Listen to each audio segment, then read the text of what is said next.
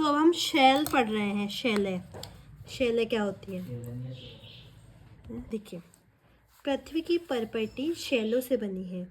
शैलों का निर्माण एक या एक से अधिक खनिजों से मिलकर होता है। शैल कठोर या नरम और विभिन्न रंगों की हो सकती है। जैसे ग्रेनाइट क्या है? कठोर है, और शैल कई क्या है? नरम है। तो हमें एग्जाम्पल याद रखना होगा तो हम क्या रखेंगे? ग्रेनाइट कठोर है, शैल खड़ी नरम है। ग्रेनाइट कठोर, शैल खड़ी नरम।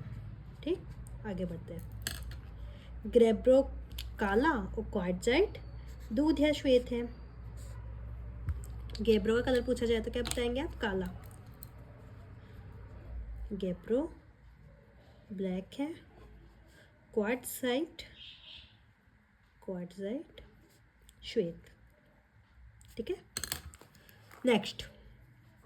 शैलों में खनिज घटकों का कोई निश्चित संगठन नहीं होता, कि जरूरी नहीं कि इसी अनुपात में उसमें खनिज हो, ये जरूरी नहीं। ठीक है, तो वो जरूरी नहीं है। शैलों में सामान्यतः पाए जाने वाले खनिज पदार्थ फेल्ड्सपर और क्वार्ट्ज है। सामान्यतः शैलों में कौन से खनिज होते हैं? तो फेल्ड्सपर होता है और क्वार्ट्ज होता है। ठीक है, आगे बढ़ते हैं। क्वार्ट्ज का रंग किस वजह से होता है? अशुद्धियों की वजह से होता है। ठीक है, शैलों और स्थलाकृतियों तथा शैलों और मृदा में निकट का संबंध होने के कारण भूगोल शास्त्र को शैलों का मौलिक ज्ञान होना आवश्यक होता है। क्यों होता है? क्योंकि शैल जैसी होगी उसके हिसाब से वहाँ की स्थलाकृतियाँ वेरी करेगी। कठोर शैलें हैं तो कठोर रूपी स्थलाकृतियाँ उस टाइप से। और शैल और मृदा में भी बहुत होता है। अगर शैल में कुछ तत्व हैं तो मृदा उपजाऊ होएगी, अगर नहीं है तो मृदा नहीं होगी उपजाऊ, और उसका इफेक्ट ह्यूमन पे बहुत ज़्यादा पड़ता है। इसलिए शैलों के विभिन्न प्रकार हैं, जिनको उनकी निर्माण पद्धति के आधार पर 3 समूहों में विभाजित किया गया है। किस आधार पर? कैसे उनका निर्माण होता है, उसके आधार पर 3 रूप हैं उनके। आग्नेय शैल, अवसादी शैल, कायांतरित शैल। आग्नेय शैल क्या होती है? जो मैग्मा होता है, लावा होता है, उससे सबसे पहले जो शैल बनती है आग्नेय शैल होती है। अवसादी शैल क्या होता है? बहिर्जनित प्रक्रियाओं द्वारा शैलों के अंशों के निक्षेपण का परिणाम, यानी जो बहिर्जनित प्रक्रियाएं हैं हमारी, हवा, जल, उनके द्वारा कुछ शैलों के अंशों के निक्षेपण का परिणाम हो जाता है। शैलों की परतें बनती जाती है, कुछ ह्यूमन पदार्थ नीचे जम गया तो उससे कोयला, पेट्रोलियम इत्यादि बन जाता है, तो वो सब अवसादी शैलों के भाग में आते हैं। कायांतरित शैल, उपस्थित शैलों में पुनर्क्रिस्टलीकरण की प्रक्रिया, यानी जो शैलें थी उनमें दाब, ताप या किसी कारण से उनका पुनर्क्रिस्टलीकरण होने की प्रक्रिया होती है कायांतरित शैल से कायांतरित शैल बनती है। तो ये 3 टाइप्स होते हैं शैलों के। नेक्स्ट,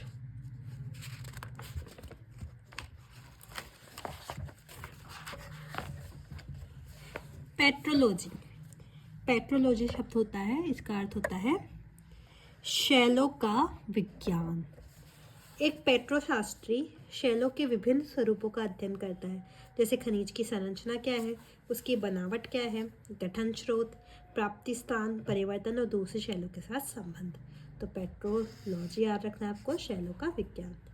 आग्नेय शैल, अवसादी शैल और कायांतरित शैल के बारे में हम थोड़ा पढ़ेंगे डिटेल में, इनके एग्जाम्पल्स भी देखेंगे, उनको याद भी करेंगे। आग्नेय शैल। आग्नेय शैल का निर्माण पृथ्वी के आंतरिक भाग के मैग्मा और लावा से होता है। आंतरिक भाग के मैग्मा लावा से होता है। इनको प्राथमिक शैलें भी कहते हैं। क्या कहते हैं? प्राथमिक शैलें। मैग्मा के ठंडे होकर घनीभूत हो जाने पर आग्नेय शैलों का निर्माण होता है। मैग्मा ठंडा होकर घनीभूत होगा, आग्नेय शैलों का निर्माण। इग्नियस बना है, लैटिन शब्द इग्निस से बना है, जिसका अर्थ अग्नि होता है। मैग्मा के विषय में तो आप पहले ही जानते हैं। मैग्मा लावा में क्या अंतर है? लावा धरातल के ऊपर जब पहुंच जाता है मैग्मा तो उसे लावा कहा जाता है, और जब वो धरातल के नीचे होता है तब उसे मैग्मा कहते हैं। जब अपनी ऊपरगामी गति से मैग्मा ठंडा होकर ठोस बन जाता है तो यह आग्नेय शैल कहलाता है। ठंडा और ठोस बनने की यह प्रक्रिया पृथ्वी की परपटी या परपटी की सतह पर हो सकती है। आग्नेय शैलों का वर्गीकरण इनकी बनावट के आधार पर किया जाता है। इनकी बनावट इसके कणों के आकार व व्यवस्था पर अथवा पदार्थ की भौतिक अवस्था पर निर्भर करती है। यदि पिघले हुए पदार्थ धीरे धीरे गहराई तक ठंडे होते हैं तो खनिज के कण बड़े हो सकते हैं। यदि आकस्मिक सतह पर पहुंचे और आकस्मिक शीतलता के कारण इनके कण छोटे और चिकने कण बनते हैं। मतलब समझो, लावा है, ठीक है, मैग्मा है, लावा है, धरातल तक पहुंचा, फिर अगर ठंडा होगा, फटाफट से ठंडा होगा क्योंकि अचानक से शीतलता के संपर्क में आया है, वो आकस्मिक रूप से ठंडा होगा तो कण क्या होंगे, छोटे और चिकने, छोटे होंगे, ठीक। धरातल पे पहुंचकर ठंडा होने पर कण छोटे होंगे, और वही वो गहराई में ठंडा हो जाए तो, गहराई में ठंडा हो जाए तो, गहराई में ठंडा होने पर कण बड़े होंगे, कण बड़े होंगे, कण छोटे होंगे, ठीक है। शीतलता की मध्यम परिस्थितियां होने पर आग्नेय शैलों को बनाने वाले कण मध्यम आकार के होंगे, वो इनके बीच का है, समवेयर मिडिल। अब इसके एग्जाम्पल आग्नेय शैल के हमें देखने हो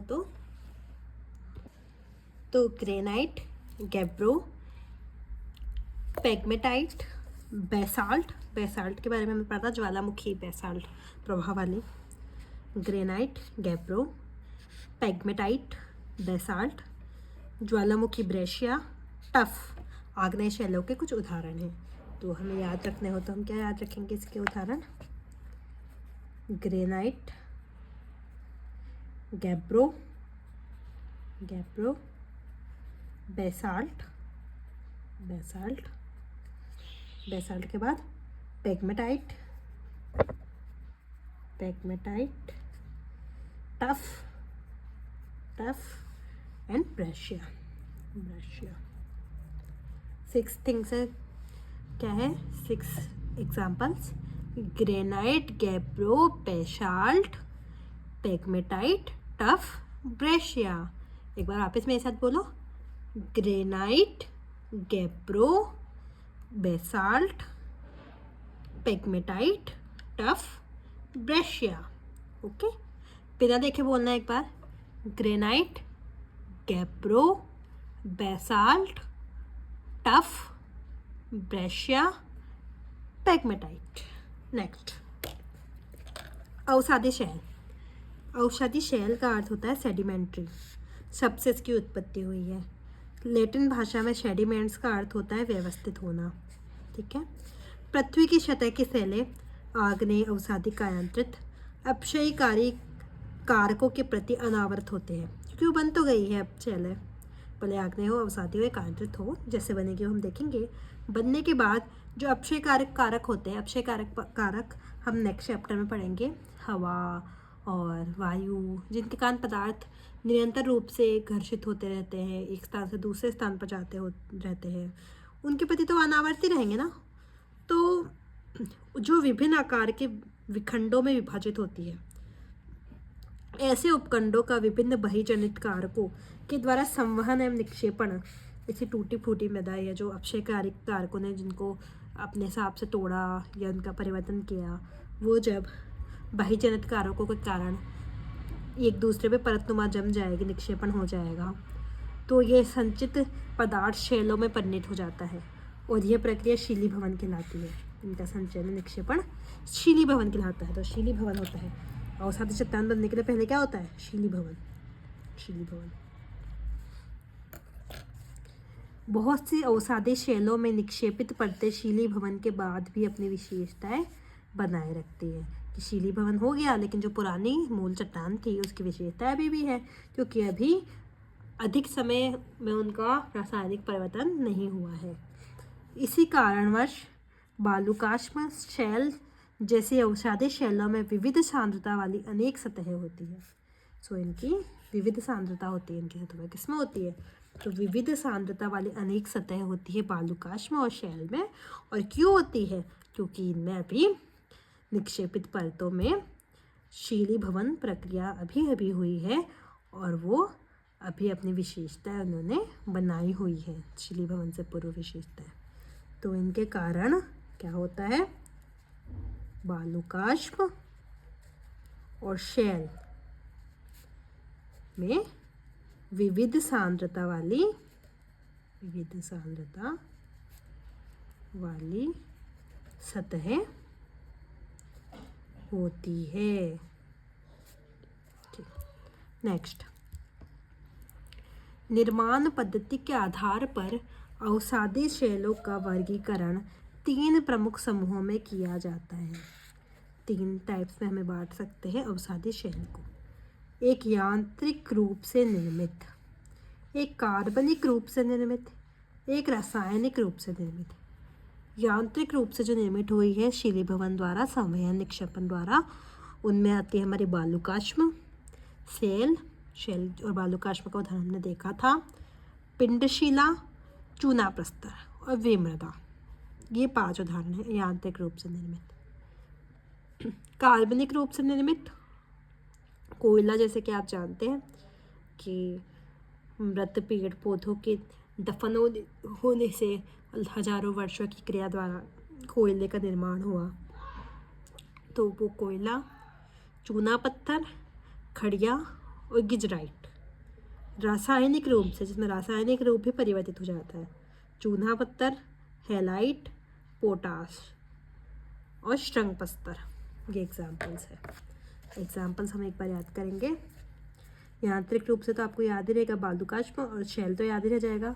उसके अलावा कौन है इसमें? पिंडशिला, चूना प्रस्तर।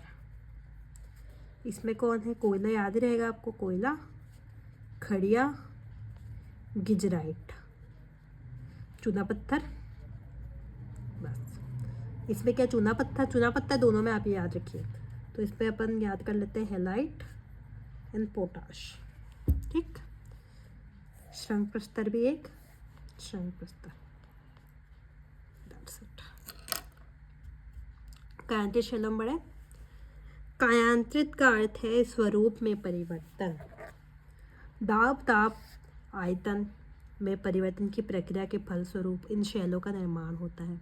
ये शैलें दाब ताप आयतन में परिवर्तन के द्वारा निर्मित होती है। जब विवर्तनिक प्रक्रिया के कारण शैलें निचले स्तर की ओर बलपूर्वक खिसक जाती है, शैलें क्या होती है? निचले स्तर की ओर बलपूर्वक खिसक जाती है, या जब भूपृष्ठ ऊपर उठता है, भूपृष्ठ से उठता पिघला हुआ मैग्मा भूपृष्ठीय शैलों के संपर्क में आता है, या जब ऊपरी शैलों के कारण निचली शैलों पर अत्यधिक दाब पड़ता है, तब कायांतरण होता है। इनमें से कोई भी प्रक्रिया हो सकती है, या तो शैल नीचे की तरफ खिसके, या मैग्मा ऊपर की तरफ आए, या शैलों के बीच में अत्यधिक दाब पड़े, तो उससे कायांतरण हो सकता है। कायांतरण वह प्रक्रिया है जिसमें समेकित शैलों में पुनर्क्रिस्टलीकरण होता है। वास्तविक शैलों में पदार्थ पुनः संगठित हो जाता है। अगेन, बिना किसी विशेष रासायनिक परिवर्तनों के टूटने एवं पिसने के कारण वास्तविक शैलों में यांत्रिक व्यवधान और उसका पुनर्संगठन होना गतिशील कायांतरण कहलाता है। 2 टाइप से इसके भी। अगर बिना रासायनिक परिवर्तन के हो रहे हैं, सिर्फ शैलों के टूटने पिसने के कारण उनमें परिवर्तन हो रहा है, तो वो गतिशील कायांतरण है। ठीक है, बिना रासायनिक